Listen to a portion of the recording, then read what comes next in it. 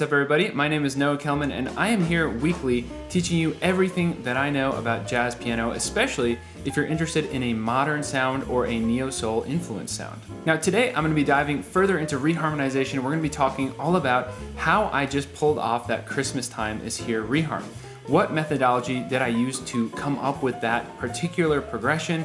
How did I actually choose my voicings, etc.? We're gonna get into all of that today.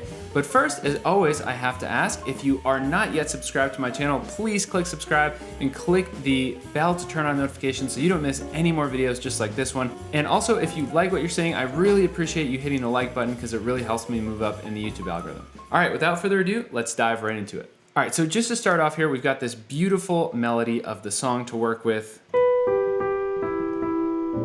And it's really just descending this C major chord that we're starting on. I made it a C major 9 to start. So that's 1, 5, 9, 3, 7. And if you all know me, then you know I love this particular major 9 voicing. Then of course, the song would normally go down to a B flat 7 with a sharp 11. But we've got some awesome opportunities here. We can be actually putting different chords on each note of the song. We could even put more than a chord on each note of the song, depending on what the motion actually calls for. But let's talk about a cardinal rule of reharmonization here, which is we are not just randomly choosing chords that work with each note, we are actually going to come up with a progression here, right? So again, this is really important. Reharmonization is not just adding new chords however we feel like, just because they work with the melody note. Reharmonization is finding a new path from point A to point B.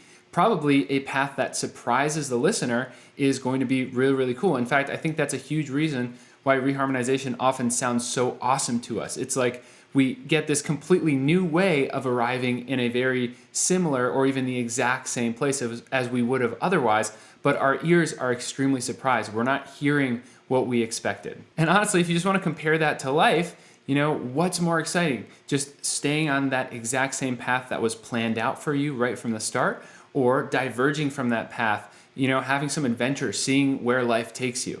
Now, obviously, to each their own, but I'm more of a diverge from the path kind of guy. Let's see what happens. So obviously, the simplest way to reharmonize would be to actually come up with many different chords that work with each melody note. So the first thing we could do is just sit down and take a look at that first note, which in this case is B, right? So, I mean, we've got so many options.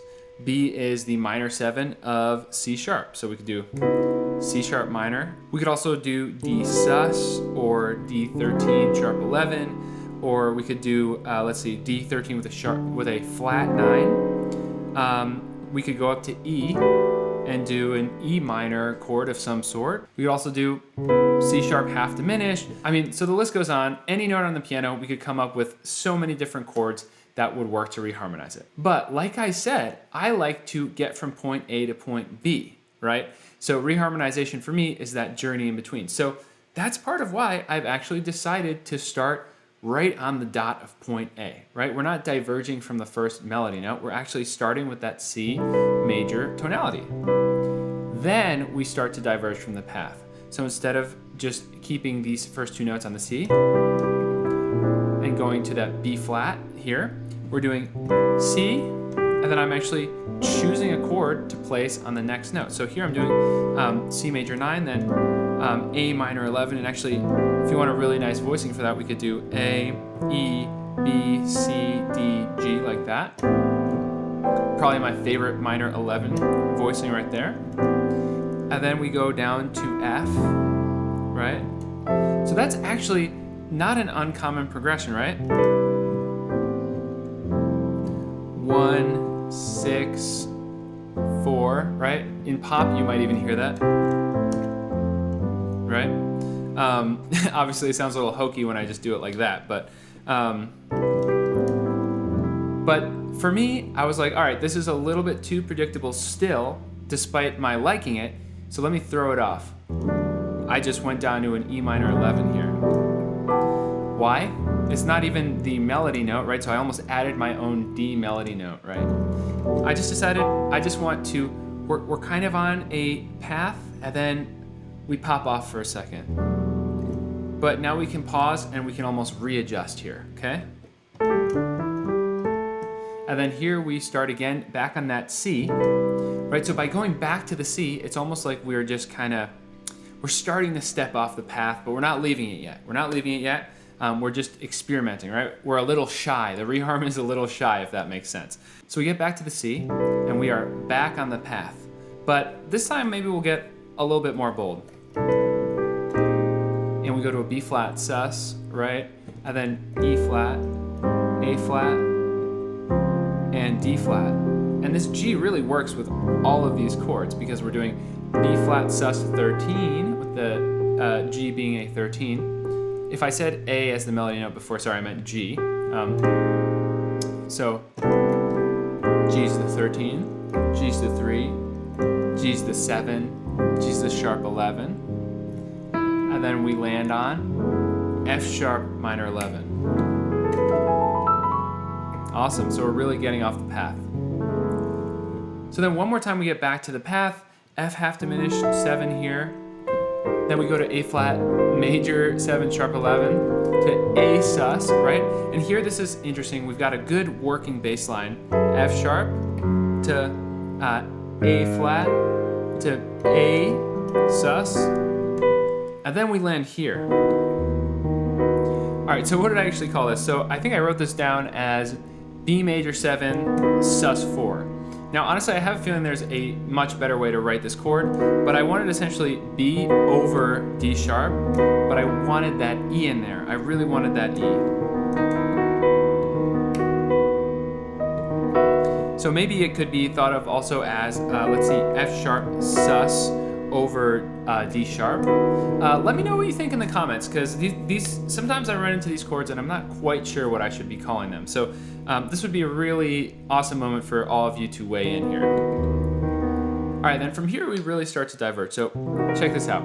We've actually got C 7 sharp 9 sharp 5, and then B 7 sharp 9 sharp 5, F sharp 7 sharp 9 sharp 5, F7 or F13 sharp 11 to B flat sus.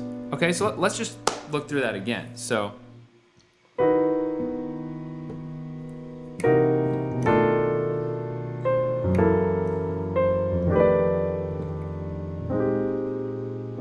and of course a little resolution.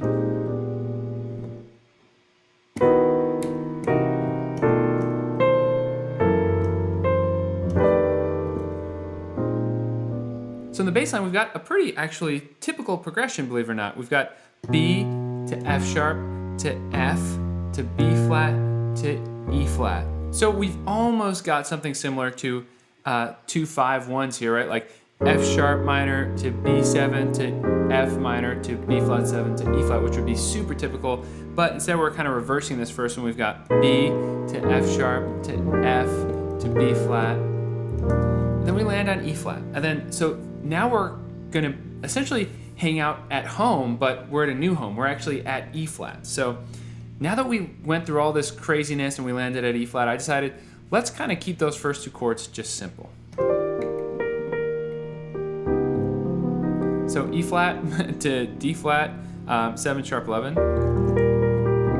So that's exactly what it's supposed to be, right? Then here we go to A7 flat 9. And then here we do, let's see, we got A diminished major 7 resolving to A major 9 here. And then I'm gonna start walking through this a little more quickly, right? So we've got F minor 11, and we put another chord on this next note. G flat sus, E minor 11, D minor 11, and here we've got D over B, D flat over B flat, and then this is a fun little part. So check this bass line out. So we go A flat, F, D flat, A, G flat, D, B. So we just keep going down. So let's check that out.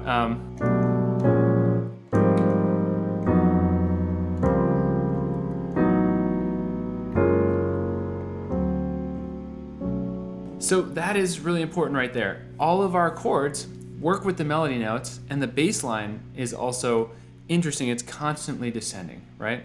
descending in either a minor or major third here. So let's just break that down really quick. A flat major 9, B over F, D flat major 7, B over A, G flat major 7, D altered, B, B13, sharp 11 basically. Awesome. Okay, so that was a fun one. I really enjoyed coming up with that. And again, we've got this descending bass line working with the melody notes. So that's part of why it works, right? We're constantly descending, and it almost feels like a waterfall of harmony moving downwards. And so from this B7, right, it's really important that our chords lead us places, right? Again, we don't just want a random reharmonization just going nowhere. So this B7 is going to lead us down to a bass note of B flat, and our melody note is still going to be on the top in F. So what I'm doing here is E flat minor 11 over B flat, resolving to B flat major 9.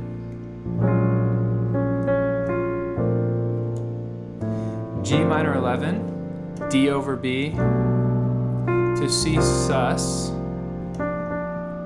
Then here we do F minor 11 to A minor to B flat sus.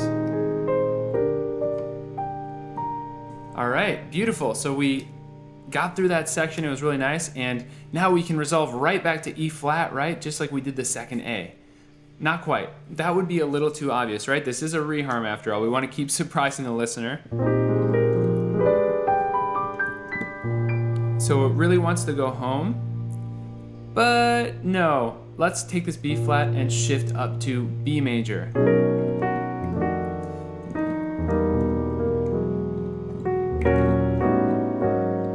So this is all stuff we've seen before earlier in the reharm, but just in the key of B, which helps tie it together, right? We're doing the same kind of reharmonizations of the melody, but we're actually moving it now up to another key. And then here I did B over A to D flat major 9 sharp 11. So let's do that again. B major 9, F7 flat 9, E major 9 to E major 7, E flat minor 7 to A 13, C sharp 11 to A flat sus. And here we go. Here is where we land on the B over A to D flat major 9 sharp 11. And every time I can't resist doing some kind of arpeggio there for some reason. And then here we get back, starting to get back home, right? So F half diminished 7, E major 7, E flat minor 7. I think this is a pretty one. So it's B flat major 9 over D, and I love this little cluster on top, the major 7 and the 1. Okay, so here at the end I did a little progression. We have D flat minor to E major. We actually go to F major here, right? So this is F sharp major 9. So really we'd kind of be expecting to resolve to B, right? That would be where we'd go, but not quite yet. A flat sus. Maybe we repeat this.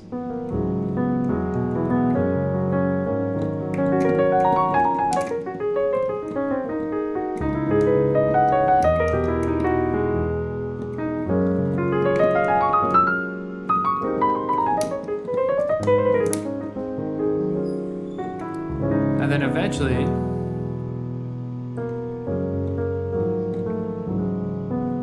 maybe we finally resolve back home to B here. And actually end the song in B instead of C. So of course, a huge part of reharmonization is also preference, right? Like I could have chosen different chords, different progressions, but the main thing here is that I tried to make this whole song into a journey. Again, a new journey from point A to point B, one that surprises the listener, leads them on a path with enough familiarity that they recognize the melody, they recognize some of the progressions. It feels familiar and yet different. The listener is taken off path on this really exciting journey that they're just not expecting. So I would very much encourage you to try out some reharms of your own and see if you can actually come up with some really interesting journeys like that to provide with listeners. And with all of that said, I think that finally brings us to the end of the reharm and the end of the video. Now, if you enjoyed this video, please be sure to hit the like button to help me move it up in the YouTube algorithm. And additionally, if you are not yet subscribed, please consider clicking the subscribe button and clicking the little bell to turn on notifications so you don't miss any more videos just like this one. All right, thank you so much for watching. Happy holidays, and I will see you all very, very soon.